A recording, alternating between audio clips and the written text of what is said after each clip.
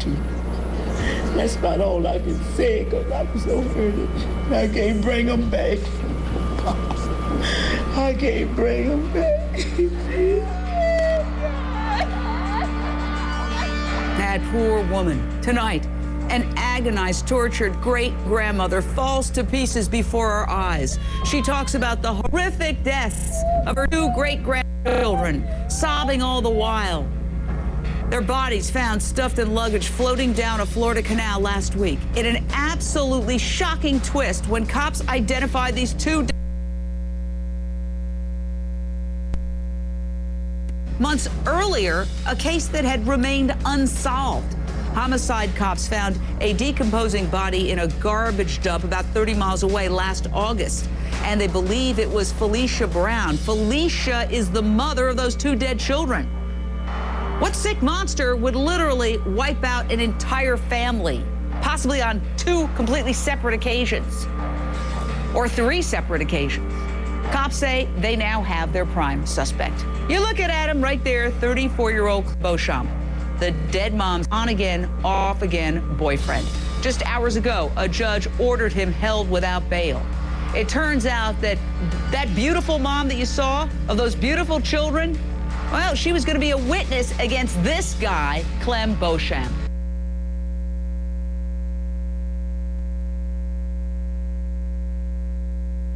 All of this, but relatives of the mothers say she and the kids used to live with Beauchamp.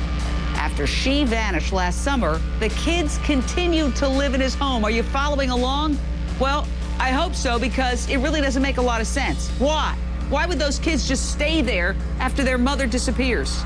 Because nobody reported the mother missing for months on end.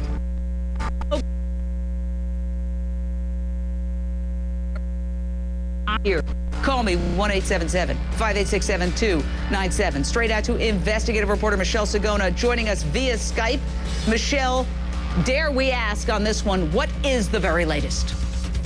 Well, at this point, investigators are still working to put the pieces of 3 murders together, of the mother from last summer, of the 2 children just found floating down the canal last week, and now that they have the person that they believe could possibly be their main suspect in the case, trying to get that physical evidence to possibly tie him to these crimes and to figure out how they were murdered, when they were dumped, and the timeline. At this point, investigators are figuring out that the mother's body was dumped at some point last summer, about 8 or 9 months ago, and the children were recently dumped. And then so it's also trying to figure out, Jane, when they were murdered and how they were murdered. As you mentioned, today he did appear in court, and the suspect, he's very worn out, dragged down. He said that he didn't have means for an attorney, and that he, as you mentioned, held without bond for possession of an unregistered silenced handgun, and with another charge today that was brought down today, a new charge of possession of a handgun by a convicted felon. And the mom that was found last summer. So he has a rap sheet. He's got a long rap sheet. And the mom last summer has been in an on-again, off-again relationship with the suspect, along with another woman. And there's a long history of violence between the 3, and just kind of a web of a bizarre, violent. So this could be a love triangle kind of situation. That's a yes or no. You're exactly right. It could be. Okay. Here's my big issue. Missing in silence. Our first reaction here on Issues, the story was, wait a second. Well, why didn't cops go straight to the boyfriend when the mom disappeared? And if they'd done so, why didn't they just pull those kids out of that alleged hellhole of a home? Well, guess what? We also learned that nobody reported the mother missing. So where was everyone? The kids must have said something to friends or teachers. You have to realize there were several people living in that house. What about the Department of Children and Families? Didn't somebody realize the mother of a 6 and a 10-year-old was gone? By the way, Midwin Charles, this mother had been on the Department of Children and Families radar for a long time. They had at one point taken these kids away from her and given them to another relative. So why weren't they checking up on these kids repeatedly? Had they done so, the Department of Children and Families would have realized this mother is missing. But of course, I mean, this is yet another horrible example of when things fall through the cracks when it comes to DCF. Their job is to step in when they believe parents are missing the mark in parenting and ensuring that the welfare and well-being of children are being taken care of. They already knew that wasn't happening here, so they should have proceeded with extra caution. They failed to do that here, Jane, and it's unfortunate.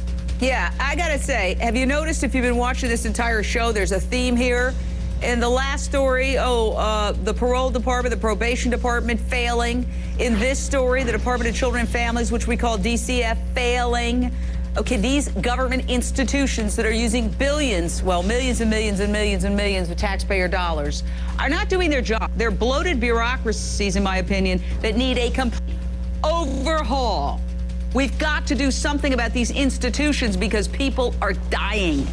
The great-grandmother of these two murdered kids didn't last very long at today's news conference because she was just so distraught. She did agonize over why these kids were never brought to live with her. Listen.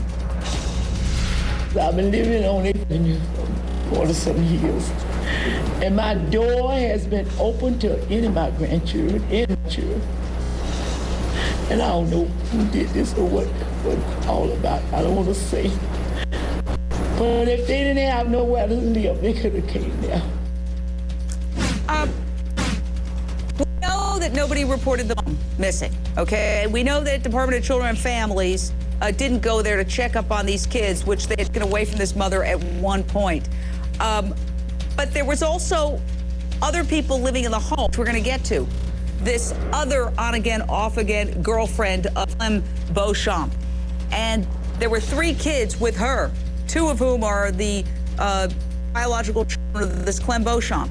So a whole bunch of people in this home, Robbie Ludwig, and nobody is letting the police know there's a missing woman. And apparently, the missing woman's relatives have not visited her often enough to figure out month after month she's missing. Well, I imagine that the people in the home were threatened. They were probably told to keep a secret, or it was their lives that were in danger next. I mean, when you think about an abusive person, perhaps he was abusing drugs, there's probably a lot of fear going on in that household and a lot of abuse before it even got to a murder. So you have kids who are very frightened and don't have anybody else to rely on but this abusive man. They're going to listen to what he tells them to do. All right, now try to follow along here because it's complicated. Relatives of the mom say she and her alleged killer had been together since 2007, and that even after she vanished, as we know, the kids stayed with him, but they weren't the only residents in the suspect's home. So we've done a graphic. Clem Beauchamp had another reported on-again, off-again girlfriend, and her 3 children had recently moved into his home. 2 of those kids are his biological children. So that second woman might have moved in after the mom vanished. We don't really know. But in any event, court records show the 2 women who were involved with this Clem guy had vicious fights.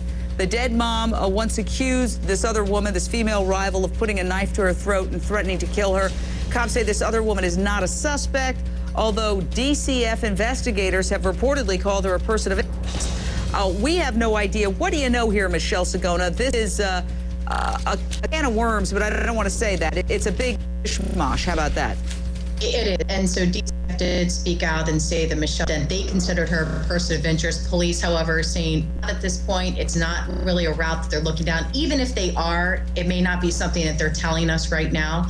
I think at this time, they're just trying to figure out why the children were murdered, how they were murdered. And maybe they knew something. Maybe they heard something. Maybe they started asking questions. I mean, you have to figure out that the little girl was only 6 years old and the little boy, he was only 10 years old, but still inquisitive enough and asking questions enough and knowing that long enough that, hey, mom's missing. There's something not right here, you know. And maybe let me tell you this as we wrap up. When the DCF gave these kids to a relative, the relative said, please don't give them back to the mother. And DCF overruled, reportedly, and reunited these kids with their mother. And now the mother and the 2 kids are dead. What a tragedy, what a horror. Somebody investigate why that happened. Coming up.